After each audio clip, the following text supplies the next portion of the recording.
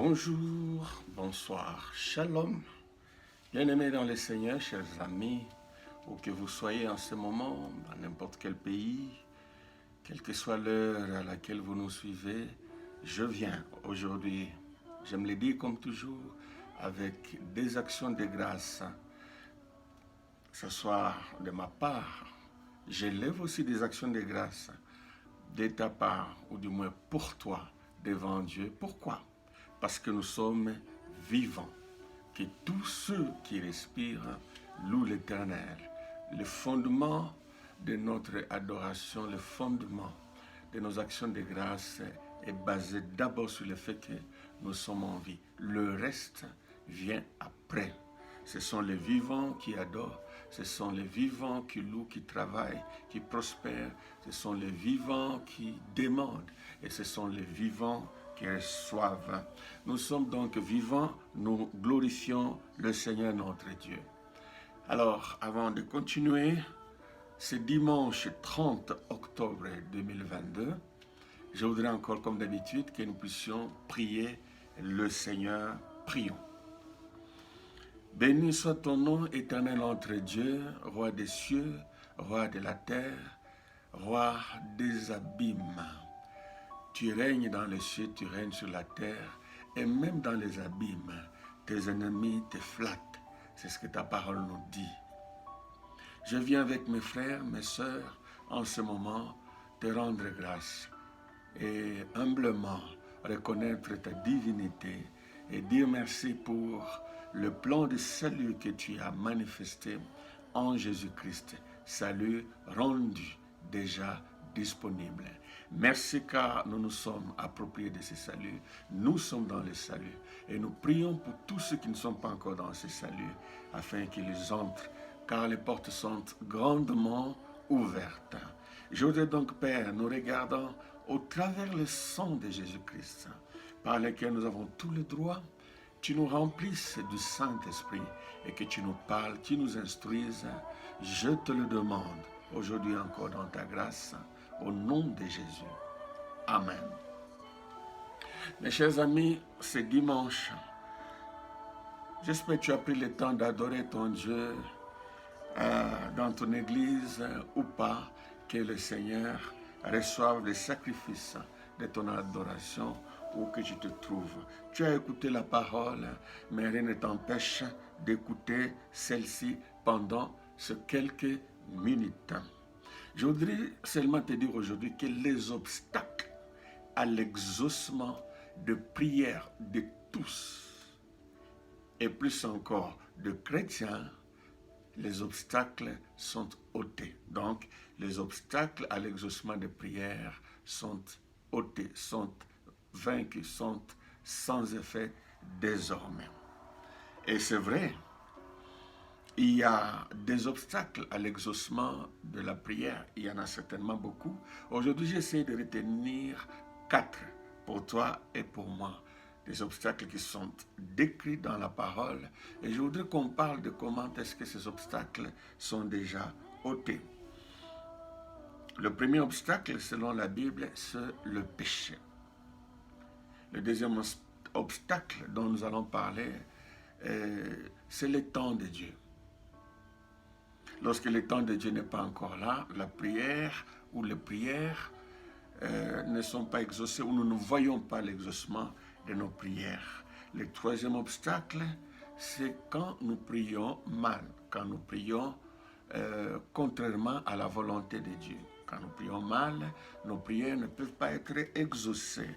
Et le quatrième obstacle retenu ici, c'est le combat de l'ennemi, les attaques de l'ennemi, ou les blocages que les forces, les puissances, les entités occultes, le monde satanique vient combattre et bloquer, si pas retarder, l'exaucement de nos prières.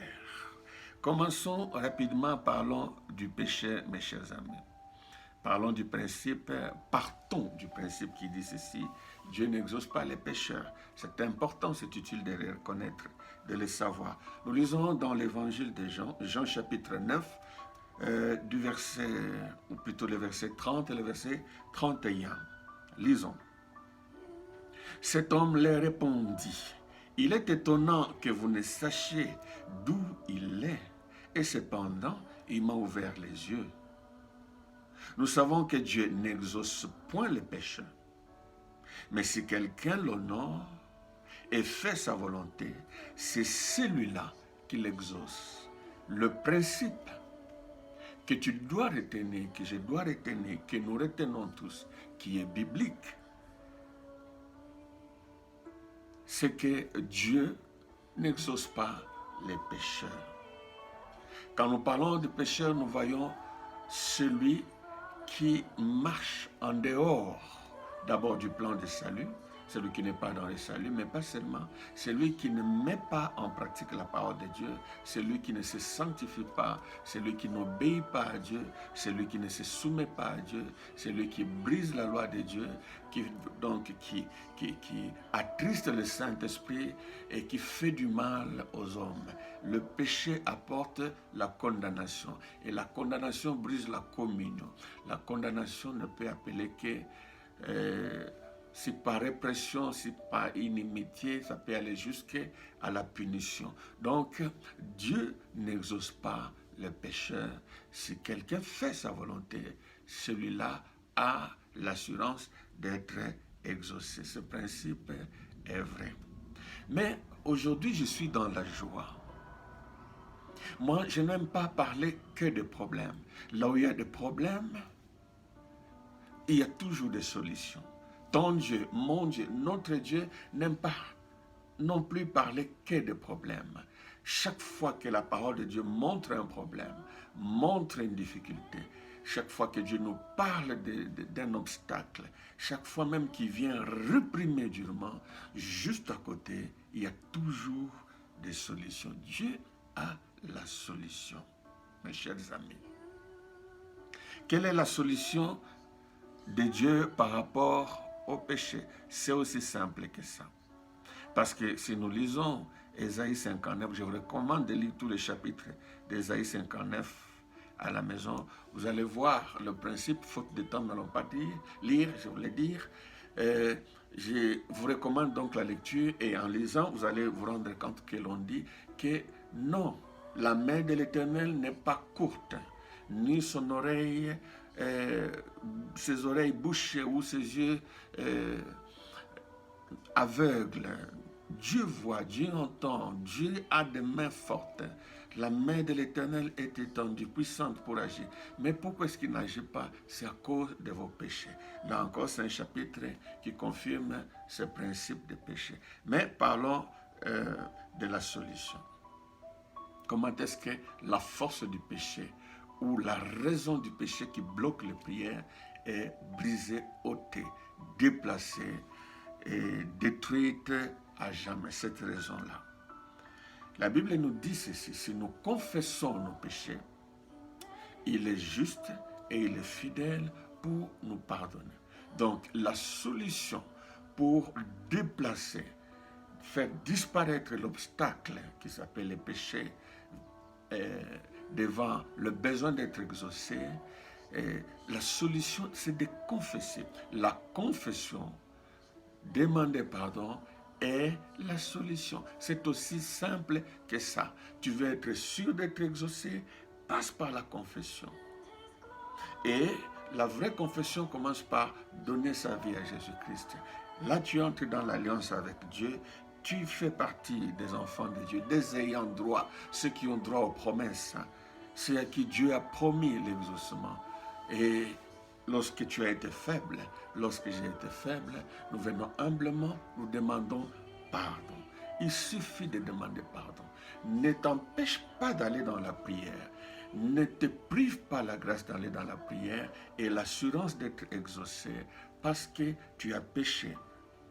Quel que soit ce que tu as fait, confesse. Confessons, les portes nous sont ouvertes. Confesse ce que tu connais que tu as fait. Mais aujourd'hui, j'ai voulu lire le psaume 19, 13 à 15, qui dit: qui connaît ces égarements, pardonne-moi pour ceux que j'ignore. Je pouvais me limiter là, mais je lis Je continue. Préserve aussi ton serviteur des orgueilleux, qui ne domine point sur moi. Alors je serai intègre, innocent des grands péchés. Reçois favorablement les paroles de ma bouche et les sentiments de mon cœur, ô Éternel, mon rocher, mon libérateur. J'aime la prière de cette personne qui dit, Seigneur, reçois favorablement les paroles de ma bouche et les sentiments de mon cœur. Les paroles qui sortent de nos bouches est bâtie ou assise sur le sentiment de nos cœurs, c'est ce qu'on appelle des prières. C'est comme s'il disait à Dieu, Seigneur, écoute ma prière, exauce ma prière, reçois favorablement ma prière. Quand est-ce que Dieu va recevoir favorablement ma prière? C'est quand tu pardonnes nos péchés. Il dit, Seigneur, en réalité, je me rends compte que par rapport au péché, il y a ceux que je connais, il y a même ceux que je ne connais pas. Et il s'exclame en disant, ah, Seigneur éternel, en réalité, qui est-ce qui peut connaître ce péché? Il y a ce péché-là que tu ignores, que moi j'ignore, que l'Église ignore. Des choses que nous ne pouvons même pas soupçonner, qui peuvent être des obstacles. Ce n'est pas là le problème non plus. Que l'Éternel nous pardonne, même les péchés que nous ignorons. Voyez la dimension du désir de s'humilier devant Dieu que cette personne a. Alors, même si tu ne connais pas vraiment ce qui peut être un obstacle dans le cadre du péché, l'obstacle à l'exaucement de tes prières, demande à Dieu de te pardonner, même les péchés que toi tu ignores, que l'accusateur élève par-ci par-là, que toi tu ne peux pas soupçonner. Demande seulement à Dieu de te pardonner. Seigneur, pardonne-moi, même les péchés que j'ignore. Cet obstacle-là ira loin de toi et sera jeté dans la mer, et que le Seigneur te pardonne au nom de Jésus. Le deuxième obstacle, rapidement, c'est que quand le péché est loin de nous, mes chers amis, ce qui nous reste, c'est quoi? C'est non seulement d'être prêt, d'être sûr que nous sommes écoutés et prêts d'être exaucés, et c'est le temps de Dieu. Dieu a un temps pour toutes choses. La Bible nous dit, vous allez encore lire à la maison, Ecclésiaste chapitre 3, du 1er au 8e verset. C'est long, nous avons peu de temps. Lis donc ce passage et tu retiendras un seul principe qui est celui-ci. Il y a un temps pour toutes choses. Il y a un temps pour ceci, il y a un temps pour cela. Il y a un temps pour ceci, il y a un temps pour cela. Tout se fait selon le temps. Donc Dieu aussi exauce au temps favorable. Et d'ailleurs la Bible nous dit, Dieu fait toutes choses bonnes à son temps. Quand je demandais et qu'il n'y a pas raison de pécher, il n'y a pas raison de craindre à cause de l'obstacle qui s'appelle péché ou condamnation, tu dois être calme, tu dois être posé, n'est-ce pas, pour attendre le temps de Dieu.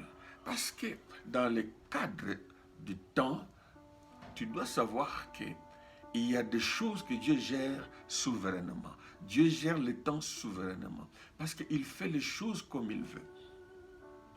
Le côté souverain de Dieu, tu ne peux pas le comprendre, je ne peux pas le comprendre. Voilà pourquoi ça s'appelle souveraineté. C'est un domaine dans lequel Dieu n'explique rien. Il ne demande conseil à personne. Il fait ce qu'il veut, comme il veut, quand il veut. Mais dans tout ce qu'il fait, il y a le plan. Je voudrais vous dire que même pour ce qui concerne le salut, Christ est venu au temps favorable. La fin du monde viendra au temps favorable. Les disciples ont demandé au Seigneur, dis-nous quel sera le temps, le jour, l'heure de ton avènement et de la fin du monde. Il leur a dit, ce n'est pas à vous de connaître ce que le Père a fixé de sa propre autorité, de son propre chef. Donc, dans certains cas, tu dois savoir que même ton exercement entre dans un grand tout. Et Dieu déclenche cela en fonction de beaucoup de paramètres. Il choisit le temps qu'il faut. Alors, il faut attendre le temps de Dieu, mon cher ami. La souveraineté de Dieu. Il y a des moments où Dieu nous fait passer par l'épreuve. Il n'y a aucun péché contre toi. Il n'y a rien qui t'accuse. Dieu ne t'accuse même pas. Même si les hommes t'accusent que toi-même, par culpabilité, parce que tu ignores le pardon, tu t'accuses toi-même. Dieu ne t'accuse pas, mais il joue tout simplement avec le temps. Et tu peux passer par l'épreuve, le temps de formation. Dieu peut être en train de former quelqu'un d'autre au travers de ta vie, parce qu'il y a le mystère que Dieu cache. Dieu peut attendre que quelqu'un soit sauvé. Dieu peut attendre que tes ennemis, pour ce qui concerne tes ennemis, leur coupe soit pleine. Il y a des moments où Dieu dit, le péché de cet homme, de cette entité, de ces gens-là, ne sont pas encore combles. Leur péché, non. Leur coupe n'est pas encore remplie. Dieu le laisse. Dieu attend. Toi, tu peux attendre la justice, la vengeance, la justification ou tout simplement l'ouverture de portes, mais Dieu te demande d'attendre. Ça, c'est le temps de Dieu, mon ami. Ne te casse pas la tête, mais voici la solution pour ce qui concerne la stratégie d'attente, pour ce qui concerne le temps de Dieu. La solution pour le temps de Dieu, c'est la foi et la confiance à Dieu. Jacques chapitre 1, le verset 12, la Bible nous dit ceci. Heureux l'homme qui supporte patiemment la tentation, car après avoir été éprouvé, il recevra la couronne de vie que le Seigneur a réservée pour ceux qui l'aiment. Heureux ceux qui patientent, ceux qui supportent patiemment. Parce que c'est comme un moment de tentation. Tu supportes. Parce que c'est un temps de preuve, de formation pour toi. Lorsque tu auras accompli ce temps-là, tu recevras pas seulement l'exaucement, mais aussi la couronne. Le même livre, Jacques 5, 11. Voici, nous disons, bienheureux ceux qui ont souffert patiemment. Vous avez entendu parler de la patience de Job et vous avez vu la fin que le Seigneur lui accorda, car le Seigneur est plein de miséricorde et de patience. Alléluia! Mon Dieu, ton Dieu est plein de miséricorde vis-à-vis de toi et de patience. Il compatit, il souffre avec toi, il te comprend, il me comprend, il nous comprend. Mais lorsqu'il nous demande d'attendre patiemment, il a de bonnes raisons. Et il nous donne l'exemple de Job. Il y a des raisons que tu ignores. Je l'ai dit, qui sont dans la souveraineté de Dieu. Comme dans le cas de Job. Ce n'était pas parce qu'il a péché, ce n'était pas parce qu'il avait des liens héréditaires, la malédiction, ce n'était pas parce que ses ennemis étaient plus forts que lui, non, ce n'était pas que, n'est-ce pas, les puissances des ténèbres devaient être liées, chassées, ou les liens devaient être brisés, ou qui devaient, n'est-ce pas, être loin, recevoir des paroles ou des actions prophétiques par-ci par-là. Non, il subissait la volonté souveraine de Dieu. Il devait patienter, et par la grâce de Dieu, il a patienté. Et la Bible nous dit, vous avez vu la fin de Job, le Seigneur l'a exaucé. Le Seigneur a eu compassion et a manifesté sa miséricorde envers Job. Dieu ne te laissera pas. Il ne nous laissera jamais. La troisième raison, c'est quand nous prions contrairement à la volonté de Dieu. Et là, c'est un obstacle à l'exaucement de nos prières. Et là encore, je ne veux pas aller dans beaucoup de choses, mon cher ami. C'est vrai quand nous prions mal, nous ne pouvons pas être exaucés. Car la Bible nous dit, vous n'avez pas parce que vous ne demandez pas.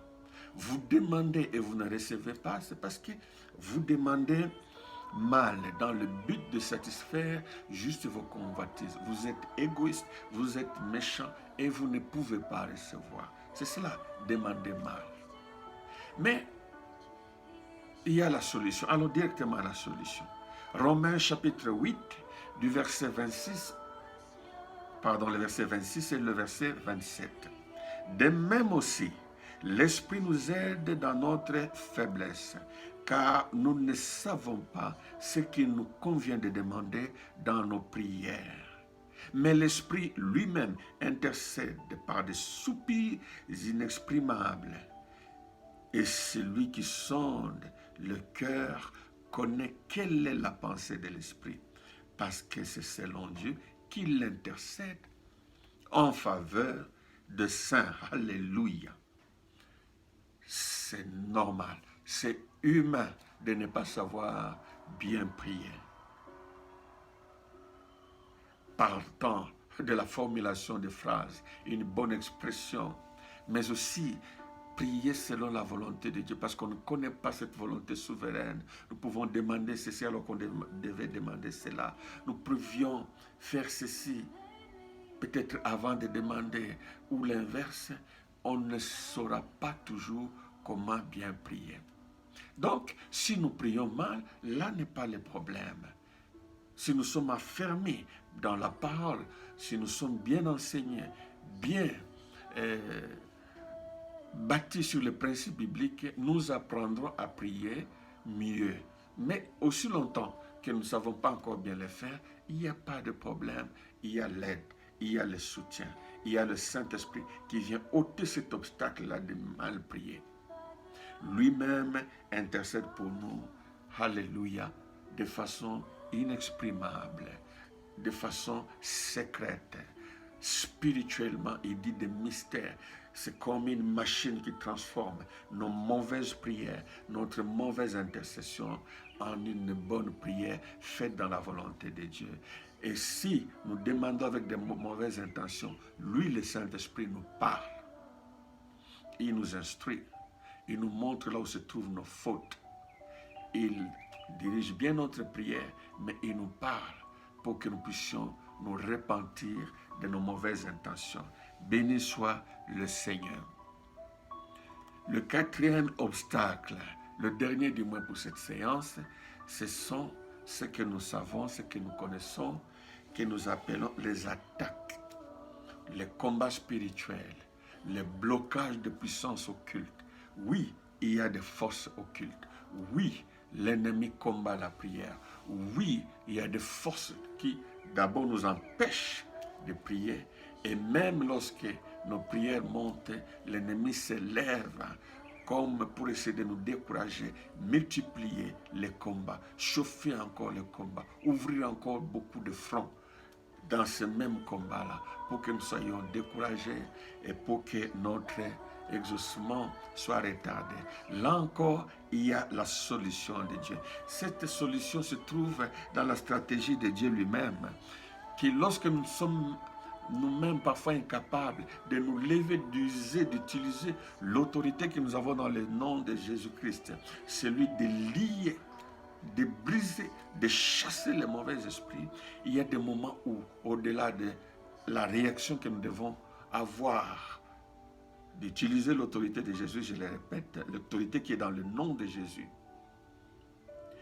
Dieu nous envoie même des anges, mes amis. Lisons dans Daniel chapitre 10, du verset 7 au verset 14. C'est l'histoire de Daniel. C'est long, mais lisons brièvement, plutôt rapidement, et terminons. Moi, Daniel, je vis seul la vision, et les hommes qui étaient avec moi ne la virent point. Mais ils furent saisis d'une grande frayeur, et ils prirent à la fuite pour se cacher. Je reste seul, et je vis cette grande vision. Les forces me manquèrent, mon visage changea de couleur et fut décomposé. Et j'ai perdu toute vigueur. J'entendis le son de ces paroles. Et comme j'entendais le son de ces paroles, je tombais frappé d'étourdissement par face contre terre. Et voici, une main me toucha et secoua mes genoux et mes mains. Puis il me dit, Daniel, homme bien-aimé, sois attentif aux paroles que je vais te dire et tiens-toi debout à la place où tu es, car je suis maintenant envoyé vers toi. Lorsqu'il m'eut ainsi parlé, je m'étais debout en tremblant. Il me dit, Daniel, ne crains point, car dès le premier jour où tu as eu à cœur de comprendre et de t'humilier devant ton Dieu, tes paroles ont été entendues. Et c'est à cause de tes paroles que je viens. Le chef du royaume de Perse m'a résisté 21 jours. Mais voici, Michael, l'un des principaux chefs, est venu à mon secours.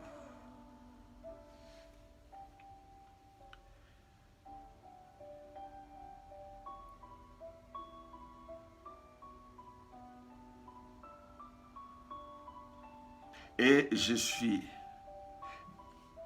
suis demeuré là auprès du roi de Perse. Je viens maintenant pour te faire comprendre ce qui doit arriver à ton peuple dans la suite des temps, car la vision concerne encore ce temps-là. Brièvement, Daniel entre en prière. Il prie pendant 21 jours. Dès le premier jour, c'est ce que l'ange lui révèle. Sa prière était écoutée et donc exaucée. Et le processus de l'exaucement, l'apport, le don de l'exaucement déclenché. L'ange envoyé. Mais pendant que l'ange était envoyé, les rois de Perse, symbole de Satan, du monde des ténèbres, de princes de ce monde des ténèbres, des esprits méchants dans le lieu céleste, combattent, n'est-ce pas, l'exaucement, la réalisation de son exaucement. Pendant ce temps-là, Daniel attendait. Sa prière est exaucée. Il y a eu cependant le processus de secours. Dieu nous secoue dans le combat comme Dieu l'a fait pour Daniel. Michael, l'archange, l'ange de combat, celui-là même qui a combattu contre les dragons Satan, qui l'a fait tomber. L'ange a été dépêché, il a combattu le prince de ce monde des ténèbres. Et 21 jours après, Daniel a reçu l'exaucement. Je voudrais tout simplement te dire, même si les puissants des ténèbres s'élèvent avec toute leur vigueur, quelles que soient les stratégies qu'ils utilisent, nous avons la victoire. Il y a plus que l'ange, il y a Jésus-Christ lui-même. Alléluia, qui est Dieu. Et même quand tu es distrait, tu ne sais pas comment faire la prière. C'est ce que je voulais dire. L'ange de l'Éternel va être dépêché. Ça peut être l'intercession d'une personne à gauche, à droite. C'est l'ange intercesseur pour toi. Ou ça peut être effectivement l'ange ou les anges que Dieu va envoyer pour libérer ou accomplir l'exaucement, te donner l'exaucement de ta prière. Alléluia. Les obstacles à l'exaucement de nos prières sont ôtés. Nous rendons grâce à Dieu. Prions le Seigneur. Nous bénissons ton nom, notre Dieu, parce que tu as ôté les obstacles à l'exaucement de nos prières. Tu nous as pardonné, tu gères le temps et dans tout ce que tu fais, tu tiens compte de nous. Tu sais ce que tu fais, nous te faisons confiance. Merci parce que, Éternel notre Dieu, tu sais comment intercéder avec nous lorsque nous le faisons mal. Merci parce que tu as vaincu Satan. L'ennemi a les mains et les pieds liés. Au nom de Jésus, je te demande, par ta grâce, d'exaucer les prières de tes enfants et de donner à ton peuple d'attendre dans le calme, dans la patience, l'exaucement de leurs prières. Bénis ton Église, bénis nos nations, bénis chacun d'entre nous, exauce nos prières. Nous te rendons grâce, te remercions d'office parce que nous savons que tu nous écoutes et que tu sais nous exaucer. Tu peux nous exaucer et tu veux nous exaucer. Nous te prions ainsi, Père, au nom de Jésus. Amen. Que Dieu vous bénisse, mes amis. À la prochaine, si Dieu le veut.